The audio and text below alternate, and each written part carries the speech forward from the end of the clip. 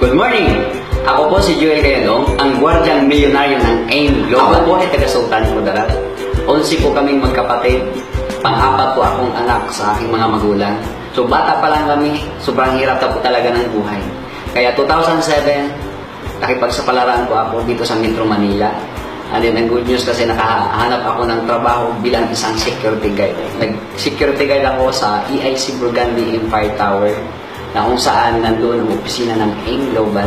So, 2007 pa lang, alam ko na may AIM Global. Ini-invite ako araw-araw sa mga distributor ng AIM Global. Habang naka-duty ako sa lobby, minsan sa gate 1, and then minsan roving guard ako. So, marami pong mga distributor na kung saan sobrang kulit. The moment na alam nila na hindi ka pa AIM Global. Pero hindi ko sila pinansin. Kasi po ayaw ko po talaga ng networking. Ayaw ko pong pumasok sa sales kasi hindi ko po linya, hindi ako sanay. Wala po akong mga taong mai-invite kasi nga probinsyano po.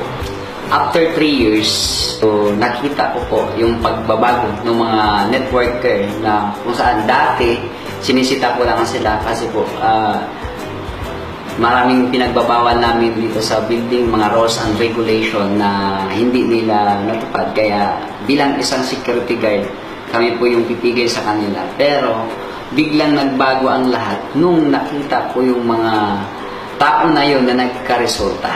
So nakita ko po na sobrang nagbago ang buhay nila. Kaya nag-decide ako na titingnan ko ang kumpanya at tingnan ko ang AIM Global.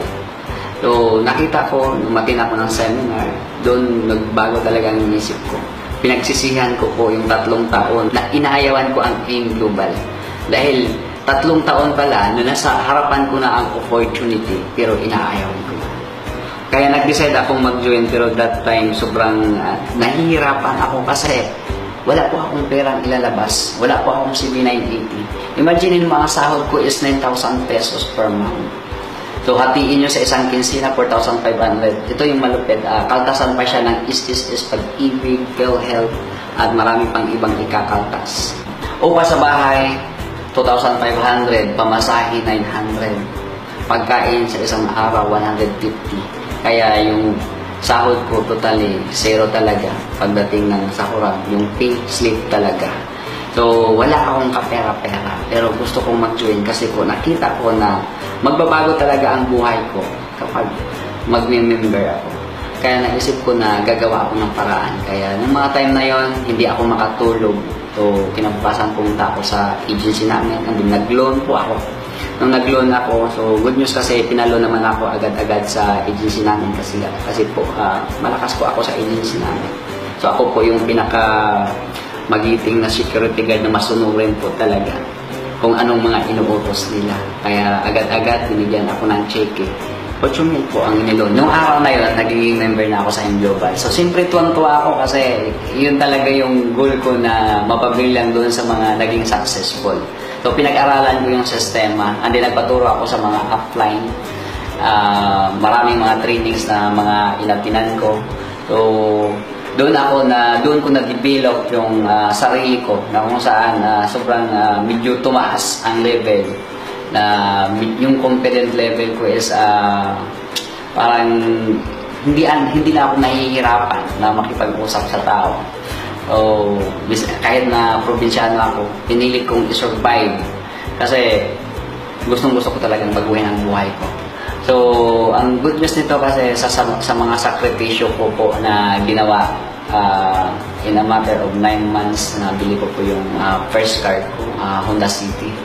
And then, talagang minaksimized ko yung pag-network ko. Everyday, nagka-house party, lahat, mga house meeting sa mga downline ko, ginagawa ko. Kumbaga, wala akong oras na sinasayang kasi gusto ko na mas lalaki pa yung kinikita ko.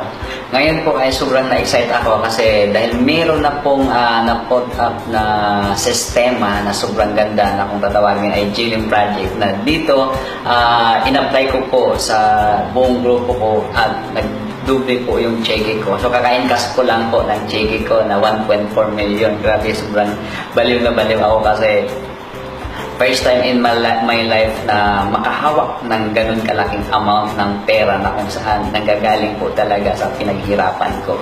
So sa mga viewers po na nanonood dito sa video na to, ini-encourage ko kayo na subukan niyo ang M Global. Subukan niyo kasi huwag na kayong magduda pa. Kaya kung pagdududa lang, nagduda din po ako dati. So, mas masarap na masubukan ninyo para at least malay ninyo yung nangyari sa akin, pwede po mangyari sa inyo.